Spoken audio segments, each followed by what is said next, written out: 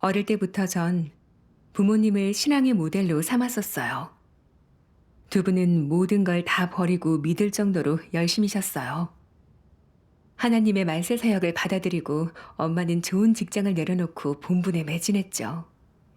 지식 있고 재능 있고 고난도 잘 받아들여 늘 중요한 본분을 맡으셨어요. 나중에 유다가 생기면서 공산당의 박해를 피해 4살인 절 데리고 피신을 다녔죠. 그런데도 계속 본분을 하셨어요. 거기다 검소하게 사시고 평소엔 경건하고 영적인 분들이란 느낌을 줬어요. 또 주변에서 형제 자매들도 인성이 좋고 진리를 추구하는 분들이라고 말했었죠. 근데 공산당의 박해로 10살 때 부모님과 헤어지게 됐어요. 그 뒤로 잘 만나지 못했지만 저한테 부모님은 대단한 분들이었죠. 정말 존경했었고 믿음이 정말 크다고 여겼어요. 그렇게 헌신하고 중요한 본분도 하시니 분명 진리를 추구하고 인성도 좋아서 하나님께 인정받을 거고 우리 부모님처럼 해야지 구원받을 거라고 생각했어요. 전 그런 부모님이 있어서 늘 자부심이 있었어요. 나중에 공산당의 박해를 피해 우린 각자 중국을 떠났죠. 나중에 연락이 됐는데 외국에 나와서도 본분을 했어요. 특히 엄마가 여전히 여러 사역 책임자를 맡고 있는 걸 보니까 더 높이 보게 됐어요. 부모님은 믿은 시간도 오래고 헌신을 많이 하는 데다 중요한 본분까지 하시니까 진리를 추구하는 분들이라고 여겼죠.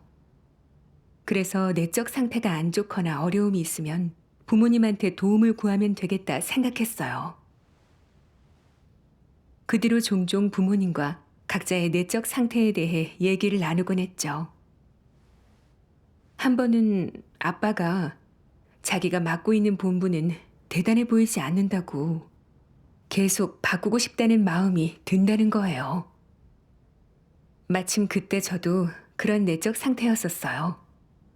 그래서 말씀을 보고 같이 교제하고 진입하기로 했죠. 그 일이 있고 전 말씀을 보며 진리를 구했는데 본분을 골라가면서 하려는 게 있더라고요.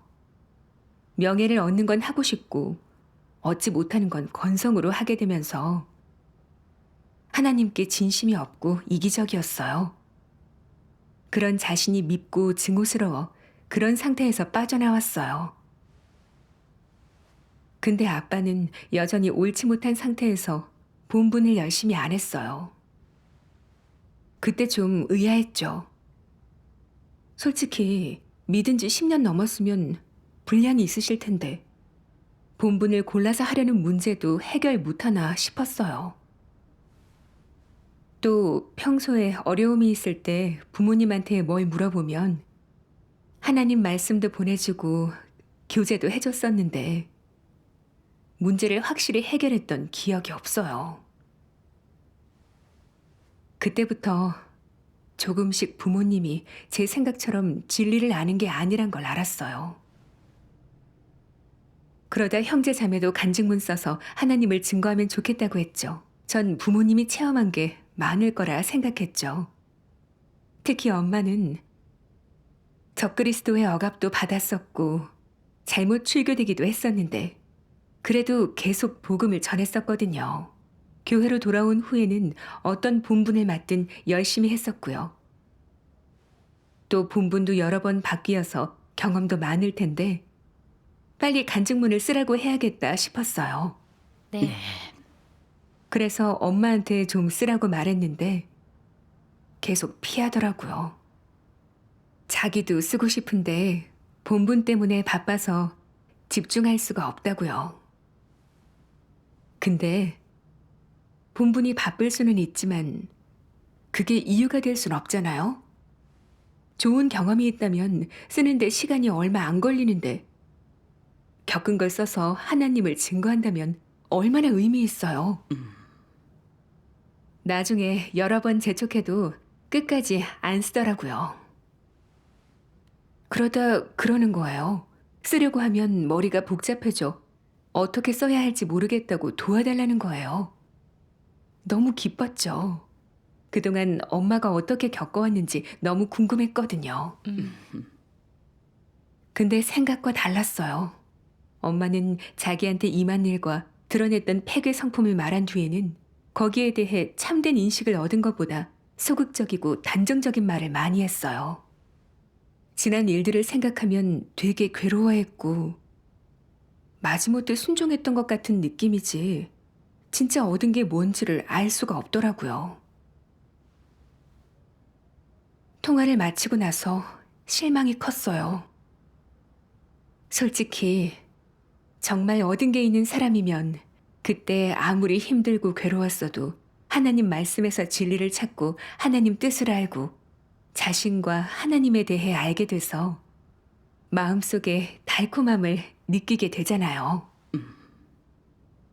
근데 엄마한테는 지난 일들이 여전히 괴로운 과거였고 자신에 대해서 아는 것도 실제적이지 않더라고요. 그건 참된 체험이 없다는 말이잖아요. 좀 놀랐어요. 하나님을 증거하는 간증문을 계속 피하더니 시간 없단 건 핑계였죠. 사실 진정으로 진리를 얻지 못해서 진정한 체험 간증이 없었던 거예요. 맞아요. 간증문을 보면 진리 실제가 있는지 다 보이죠. 네. 아버지는요? 오래 믿으셔서 체험하신 게 많으실 텐데. 아빠도 써보려고 했어요. 근데 쓰신 내용은 많은데 자신에 대한 인식과 체험을 통해 얻은 건 별로 없었죠. 믿은 시간과 비례가 되지 못했어요. 말씀이 생각나더라고요. 사람이 구원받는 것은 가진 관록이나 사역한 시간이 얼마나 되는지 경험이 얼마나 풍부한지에 달려있는 것이 아니라 너의 추구에 결실이 있는지에 달렸다. 명심하여라. 구원의 대상은 결실을 맺는 나무이지 화려하기만 하고 열매를 맺지 않는 나무가 아니다. 오랜 세월 떠돌았다 한들 그게 어쨌단 말이냐? 너의 증거는 어디에 있느냐? 아멘. 조금 정신이 들었어요. 그렇죠.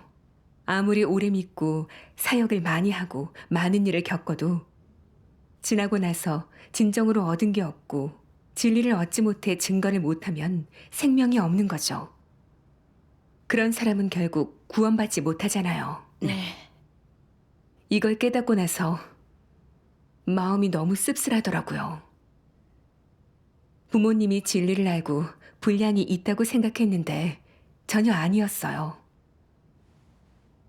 이해가 안 됐죠. 하나님도 오래 믿고 헌신한 시간도 오랜데 왜 진리를 얻지 못했는지. 참지 못하고 눈물을 쏟았어요. 그 후로 부모님을 전처럼 높이 보진 않았어요. 근데 어쨌든 그동안 두 분 다 많은 걸 버리고 헌신했으니까 인성도 괜찮고 믿음은 진실할 거라 생각했죠. 본분을 잘하고 지금부터 진리를 추구하면 구원받을 수 있을 것 같았어요. 그러다 다른 일을 통해 이런 관점도 뒤집어졌죠. 어느 날 아빠가 본분에 늘 건성으로 임하고 몸을 사리고 효과가 안 좋아서 해임된 걸 알게 됐어요. 근데 또 엄마도 인성이 좋지 못한 데다 사역을 위하지 않고 성품도 너무 교만해서 좋은 역할을 하지 못해 해임됐다는 거예요. 두 분이 그렇게 돼서 힘들었겠어요. 네. 놀랐어요. 믿기지도 않고 어떻게 된 건지. 본분을 못하는 건 도태된 거나 같은 거 아닌가? 인성이 안 좋다니? 그동안 부모님 아는 사람들은 다 인성 좋다고 했었거든요. 인성이 나쁘면 어떻게 헌신해 왔겠어요? 마음이 복잡해지고 걱정과 근심이 계속 드는 거예요. 지금 두 분은 힘들고 괴롭지 않을지 걱정됐죠. 그럴수록 어둠에 빠지더라고요. 교회에서 진리 원칙에 따라 합당하게 처리한 거라고 생각은 됐지만 속으론 좋지 않았어요. 두 분 다 고생도 많이 했고 공산당 박해를 피해 숨어 지내면서 어릴 때부터 저랑 떨어져 지냈거든요.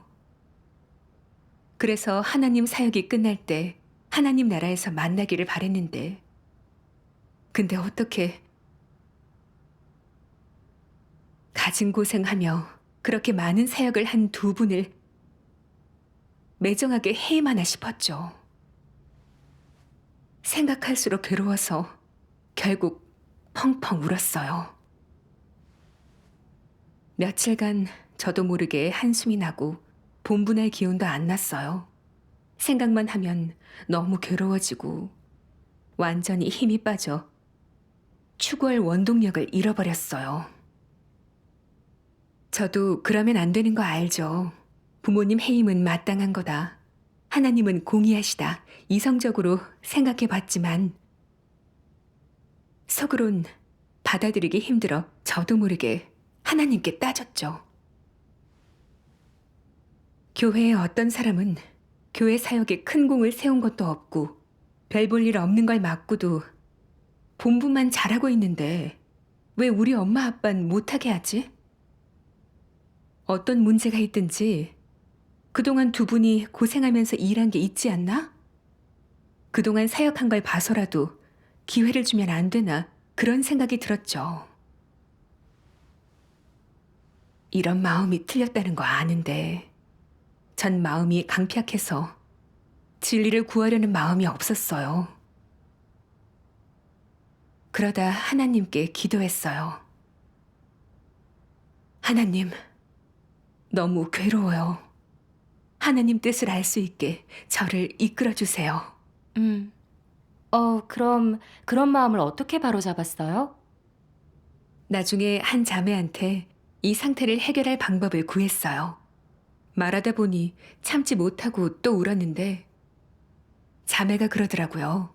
그냥 본분에서 해임만 됐지 출교된 것도 아닌데 왜 그렇게 힘들어하냐고. 그걸 하나님의 사랑으로 받아들여야 한다면서 회개할 기회를 주신 거라고 하는 거예요. 그쵸. 그 말을 듣고 정신이 좀 들었어요. 맞죠? 하나님이 본분 해임이 도태된 거라고 하신 적이 없잖아요. 교회 형제 자매들도 본분에서 해임된 후에 반성하고 뉘우치고 회개하고 변화돼 다시 본분을 회복한 경우가 많아요.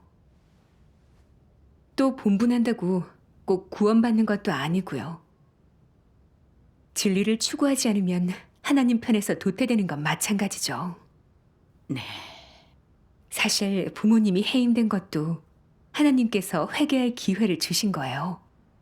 근데 전 해임된 걸 도태된 것처럼 생각했었는데 그 생각이 진리에 맞지 않았어요. 이걸 깨닫고 조금 좋아졌어요. 근데 이 일을 생각하면 계속 괴로운 게 부모님에 대한 처분이 너무 무거운 것 같은 거예요. 그러다 말씀을 보게 됐어요.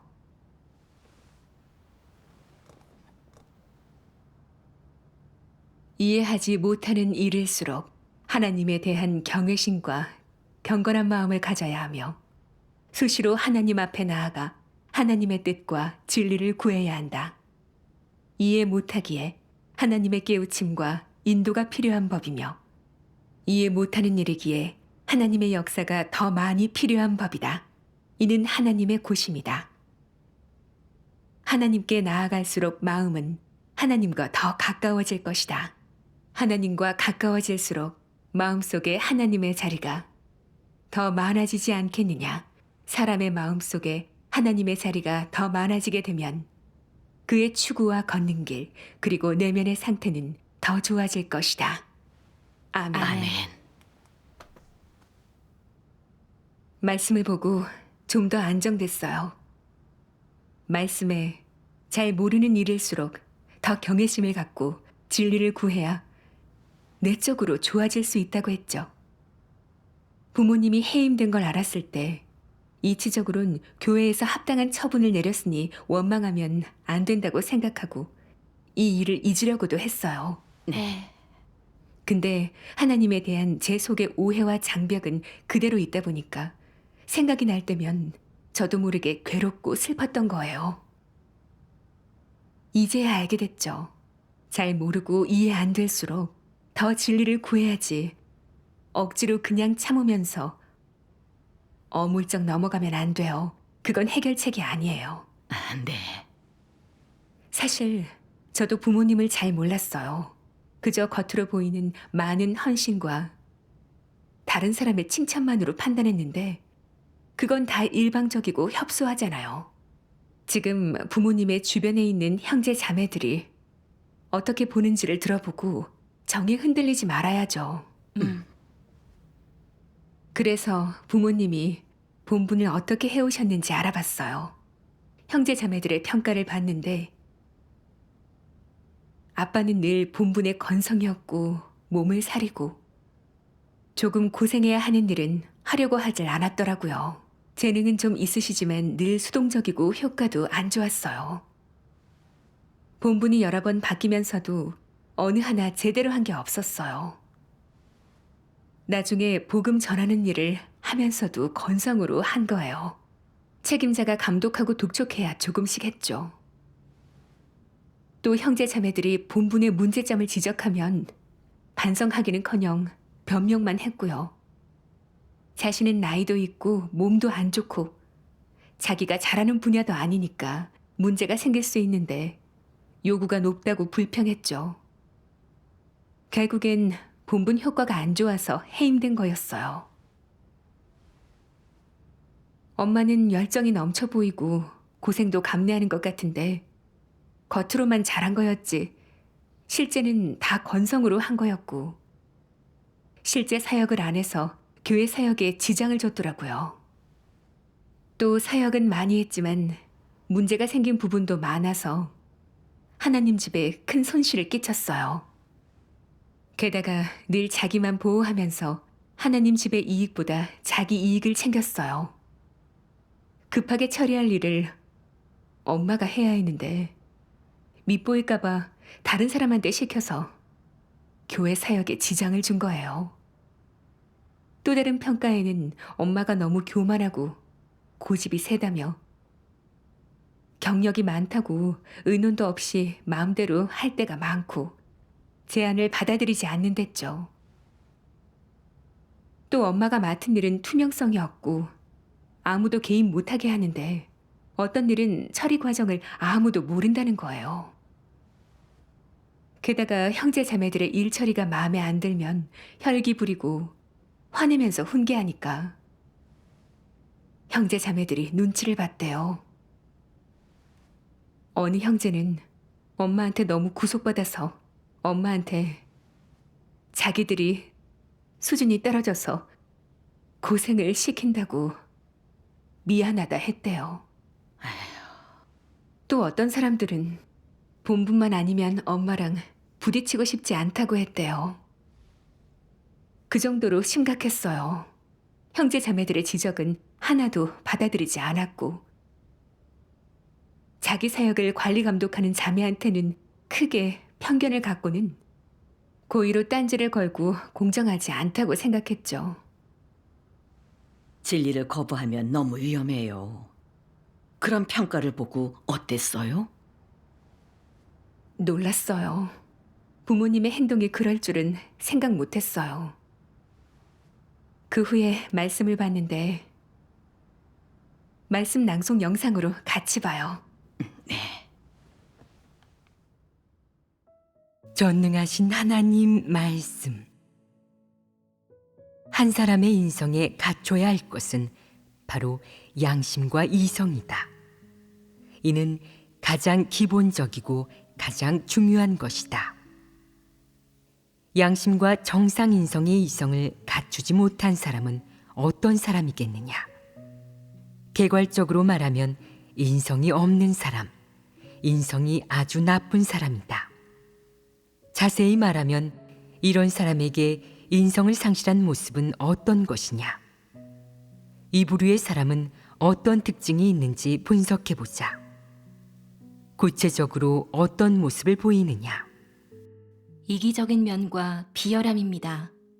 이기적이고 비열한 사람은 일을 할 때 건성으로 하고 자기와 무관한 일에서는 강 건너 불구경하듯 하며 하나님 집의 이익을 생각하지도 하나님의 마음을 헤아리지도 않는다. 하나님을 증거하고 본분을 이행하는 데 있어서도 아무런 부담이나 책임감을 느끼지 않는다. 사람이 훌륭한 인성과 진심, 양심과 이성을 갖고 있을 때 이것들은 공허하거나 막연한 것이 아니며 만질 수 없거나 볼 수 없는 것도 아니다. 일상생활 어디에서나 발견할 수 있는 실제적인 것들이다. 어떤 사람을 위대하고 완벽하다고 할 때 너는 이것을 볼 수 있느냐? 볼 수 없고 만질 수 없을 뿐 아니라 완벽함과 위대함이 무엇인지 상상할 수도 없다. 하지만 어떤 사람을 이기적이라고 이야기할 때 너는 그의 행위를 볼 수 있고 대조해 볼 수 있지 않겠느냐? 어떤 사람을 정직하고 진심이라고 할 때 너는 그의 행위를 볼 수 있지 않겠느냐? 어떤 사람을 간사하고 교활하며 비열하다고 할 때 내가 볼 수 있지 않겠느냐? 너는 눈을 감고서도 그의 말과 행위를 통해 그 사람 인성의 해당 부분이 나쁜지 혹은 좋은지를 느낄 수 있다. 그래서 인성의 좋고 나쁨이라는 이 말은 공허한 표현이 아니다. 이기적이고 비열함, 교활하고 간사함, 교만하고 독선적인 것을 예로 들어보자. 이런 것은 모두 사람이 생활 속에서 다른 사람과 접할 때 체득할 수 있는 것들로 인성의 부정적인 부분이다.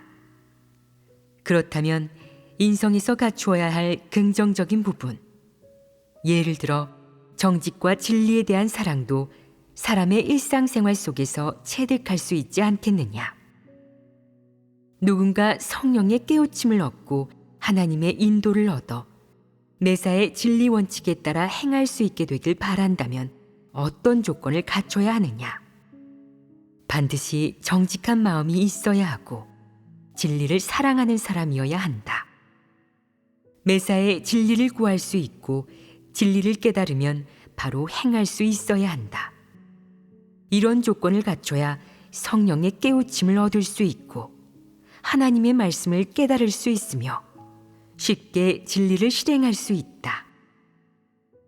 정직한 사람이 아니고 마음이 진리를 사랑하지 않는다면 성령 역사를 얻기 힘들다.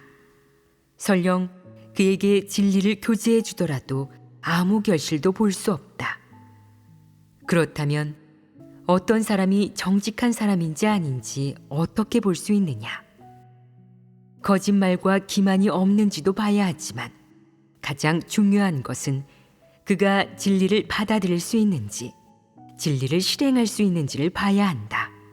이것이야말로 가장 중요하다. 하나님 집에서는 줄곧 사람을 도태시킨다. 지금 수많은 사람이 도태되었다. 이들은 정직한 사람이 아니고 모두 간사한 사람이자 불의를 좋아하는 사람이다.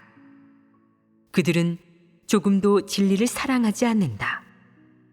하나님을 몇 년을 믿었든 진리를 깨달아 실제에 진입하지 못하며 진정한 변화도 없다. 그러니 그들이 도태되는 것은 필연적이다. 어떤 사람을 접할 때 무엇을 먼저 봐야 하느냐?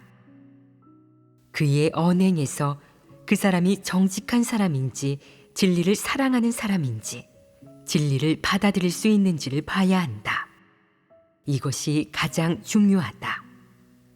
그가 정직한 사람인지 진리를 받아들이고 실행할 수 있는 사람인지를 확정할 수 있다면 그 사람의 본질을 기본적으로 꿰뚫어 본 것이다.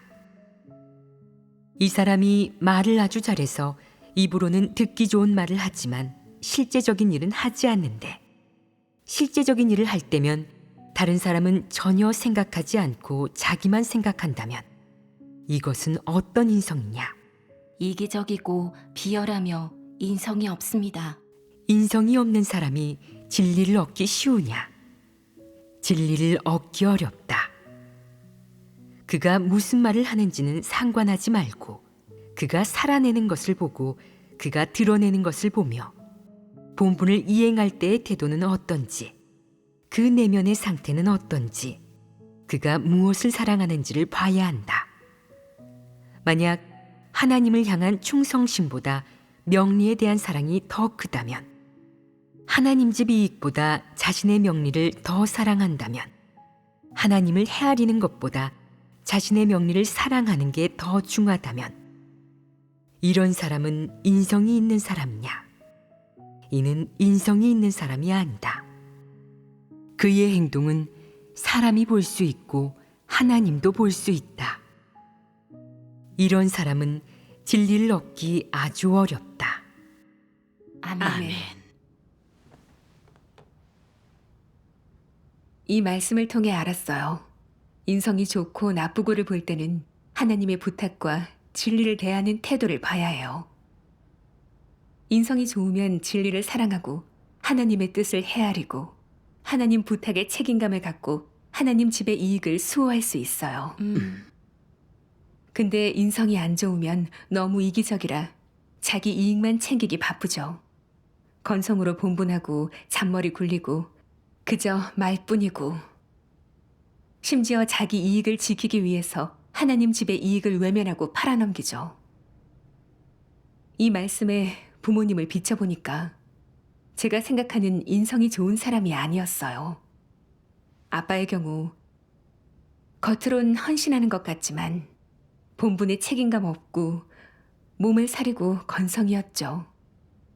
고생할 것 같으면 갖은 핑계를 대고 계속 몸을 사리고 사역은 생각 안 했어요. 또 계속 누가 재촉을 해야 조금 움직이고 수동적이었죠. 또 엄마는 매일 많은 일을 하고 본분을 위해서 고생도 좀 하고 사역을 좀 하는 것 같지만 실질적으로 효과가 없고 다 체면을 살리는 일만 했어요. 열정 있고 효율을 따지는 것 같아도 다 자기 명예와 입속을 위해서 일을 한 거였어요.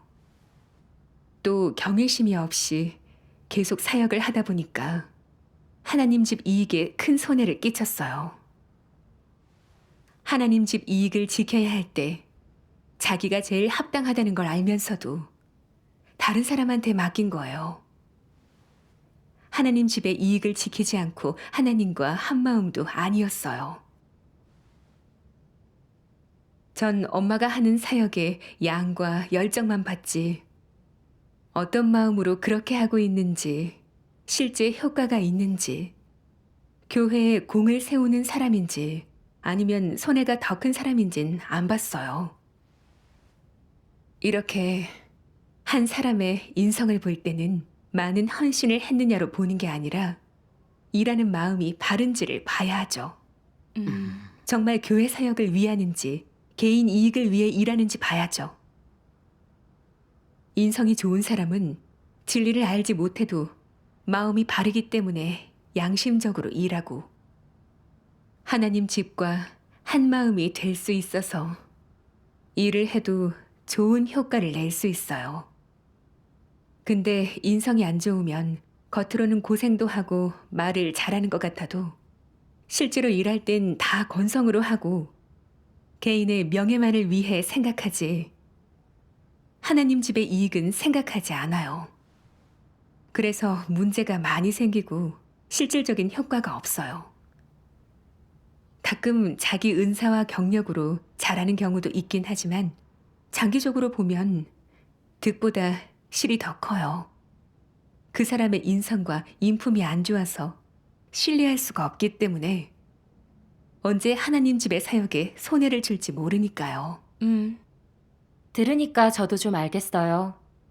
저도 누가 많이 헌신하고 본분에서 고생을 많이 하고 형제자매들과 잘 지내면 진심으로 하나님 믿는 인성이 좋은 사람이라 생각했어요. 그들이 일하는 속셈을 분별하지 않고 진리와 하나님을 대하는 태도를 보지 않았어요. 진리가 없으면 통찰력이 없으니 분별도 못하네요. 맞아요.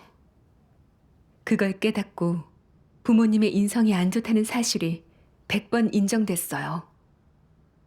전 부모님이 좋은 조건을 내려놓고 많이 헌신을 했고 20년간을 고생하면서 분분을 했었으니까 진리를 추구하지는 않아도 믿음과 인성은 좋을 거라고 생각했어요. 사실 겉보기에 고생하는 사람은 많아요. 근데 그렇게 하는 마음과 실체는 다 달라요. 그쵸. 전 부모님이 어떤 마음으로 헌신했는지 몰랐고 효과가 없는지도 몰랐어요. 그저 헌신하는 겉모습만으로 인성 좋고 진실로 믿는다고 생각했죠. 보니까 제가 일을 보는 관점이 얕고 어리석더라고요. 우리가 하나님 믿은 지 오래됐고 공산당의 박해를 받기도 했고 가족들이 떨어져야 하는 아픔도 겪었지만 사실은 하나님의 은혜도 많이 받았어요. 네. 하나님께서 각 부분의 진리뿐만 아니라 우리 삶에 필요한 걸 풍성하게 채워주셨어요. 정말 양심이 있다면 본분에 최선을 다해 하나님 사랑에 보답해야죠. 네. 근데 부모님은 믿은 지도 오래됐고 이치도 알면서 본분하며 가져야 할 기본적인 책임감조차 없었고 하나님 집의 이익도 지키지 않았어요. 이런 행동에 따라 교회에서 본분을 해임시킨 것도 하나님의 공의인 거죠. 이 결정은 하나님 집의 사역만 아니라 부모님한테도 유익해요. 네. 부모님이 실패를 통해 반성하고 자신을 알고 하나님께 돌아서고 본분에 임하는 자세를 바로잡으면 그때는 본인이 구원받는 거고 믿음에서 전환점이 되는 거죠. 맞아요. 근데 계속 반성 안 하고 회개 안 하고 그대로라면 정말 도태될 수밖에 없고요. 말씀이 생각났어요. 각자 받을 고난과 가야 할 길을 하나님이 다 정해놓았다. 누가 누구를 도울 수 없다. 제가 할 수 있는 건 부모님의 문제점을 지적해주고 최대한 도와주는 거지. 부모님이 어떤 길을 갈지는 제가 걱정하고 근심할 게 아니더라고요. 그렇죠. 이걸 깨닫고 마음이 편해졌어요. 부모님 때문에 울지 않게 됐고 오히려 그 일을 올바르게 대하게 됐어요. 맞아요. 가족이긴 해도 진리 추구의 길은 혼자 가야지요. 각 사람의 결말은 개인의 본질과 추구에 따라 결정되니까요. 하나님의 공이죠. 맞아요. 그 후에 또 말씀을 봤어요.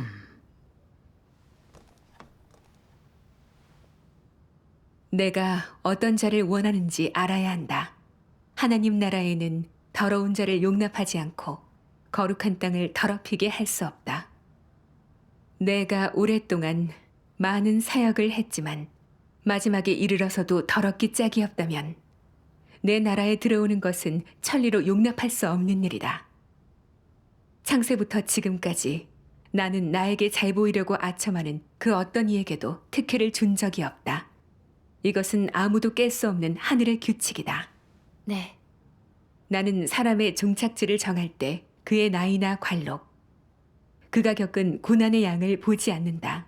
그가 얼마나 가련한지에 따라 종착지를 정하는 일은 더더욱 없다. 그에게 진리가 있는지 여부만 볼 뿐, 그 외에 다른 선택 기준은 없다. 너희는 하나님의 뜻대로 행하지 않은 사람도 똑같이 징벌받음을 알아야 한다.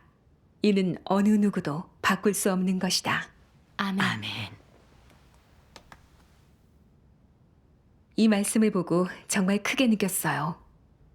구원받을 수 있는지 하나님이 보시는 기준은 진리가 있는지 성품 변화가 있는지죠.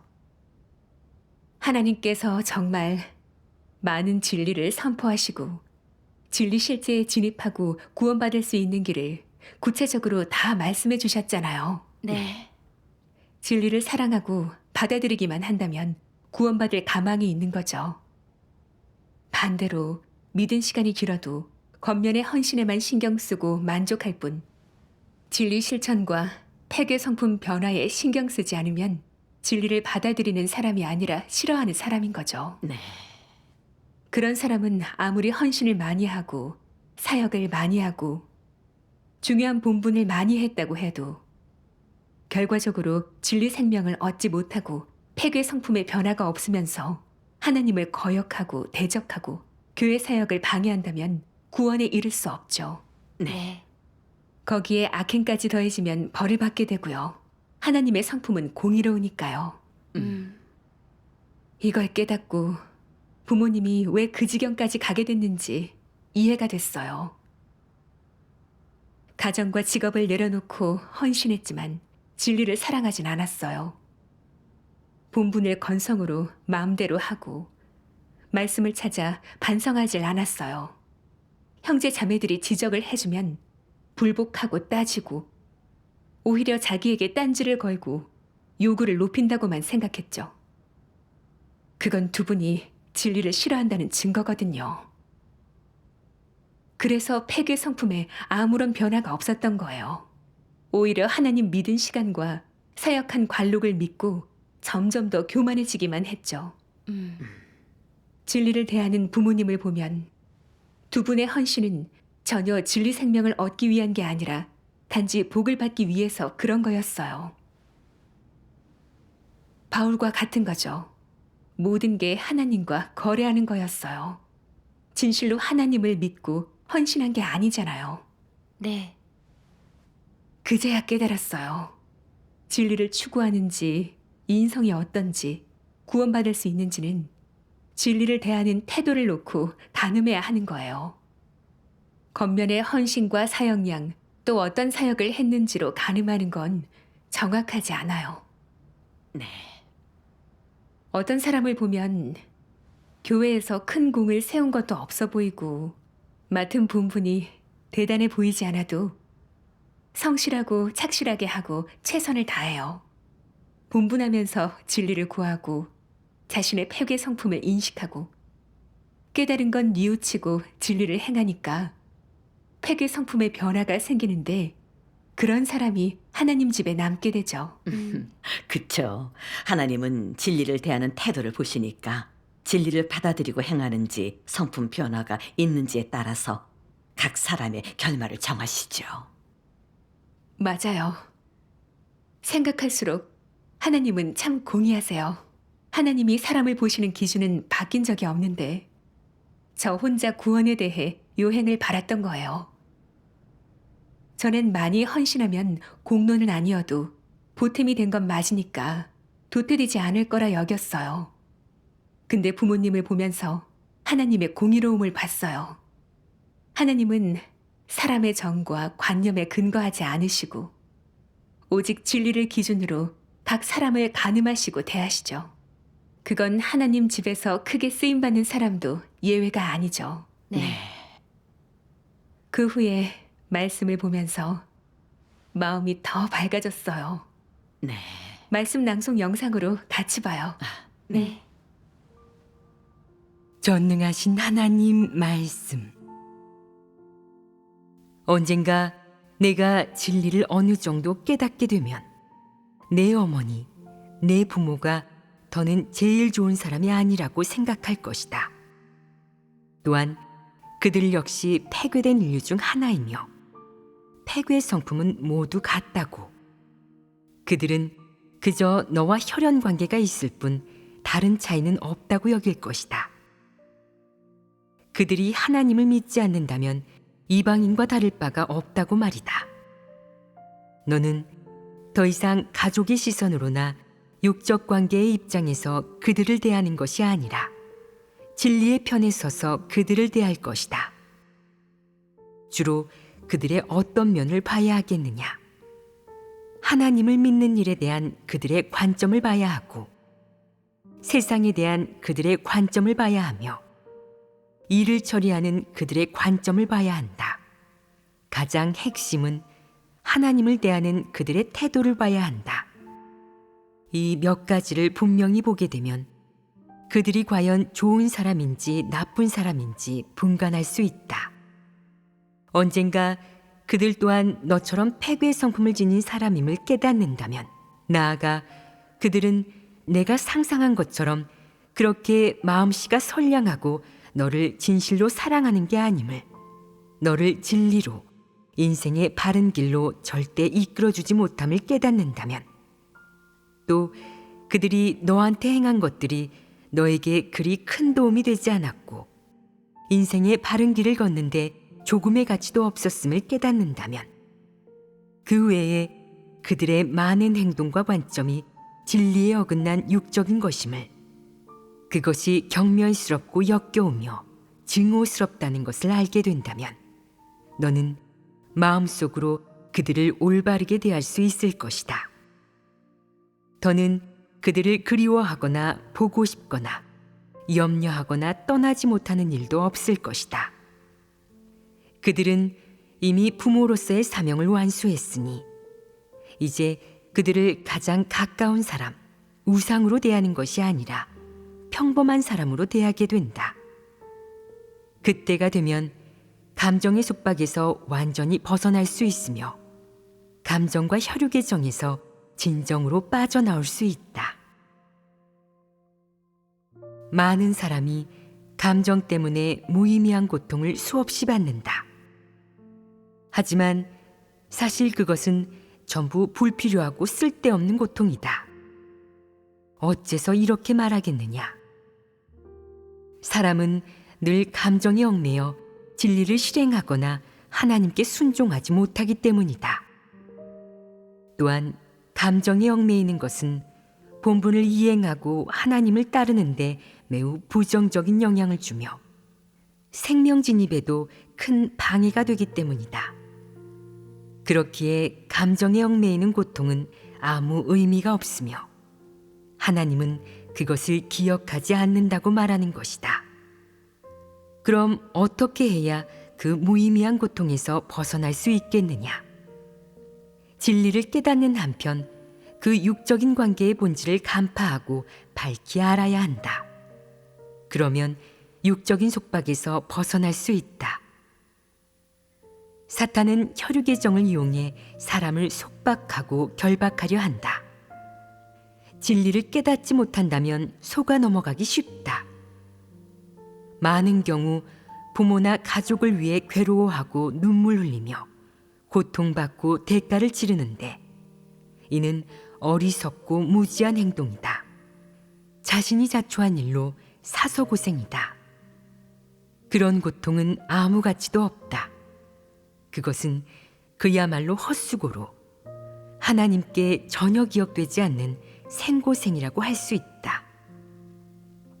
진리를 깨닫는 날이 오면 너는 거기에서 해방되어 그 고통들을 감내한 것이 무지하고 어리석었다고 생각할 것이다. 또한 누구를 원망할 수 없고 눈먼 자신, 어리석은 자신, 진리를 깨닫지 못하고 이를 밝히 알지 못한 자신을 원망해야 한다고 생각할 것이다. 아멘.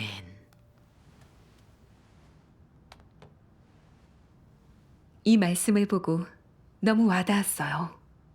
사람을 너무 잘 아세요. 그동안 제가 막 울고 마음고생했던 건 다 정에 묶이고 통찰력이 없어서였어요.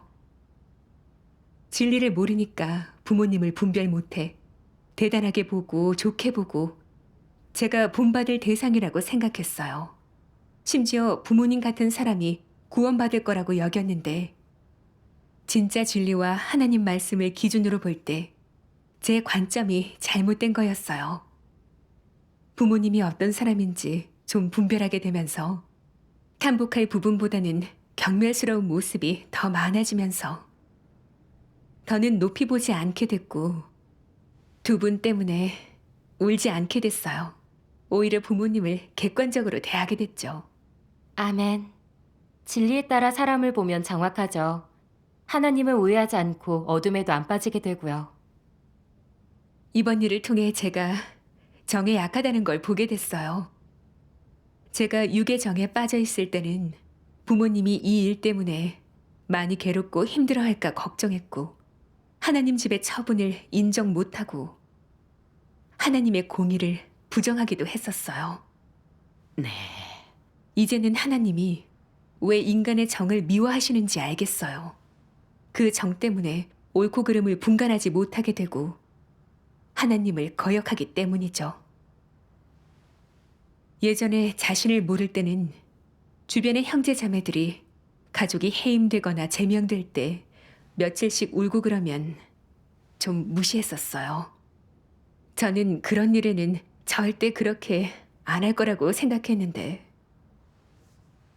정작 저한테 그런 일이 닥치니까 더 심하게 연약해지고 완전히 힘이 빠져서는 계속 울고 본분에 영향이 될 정도였죠.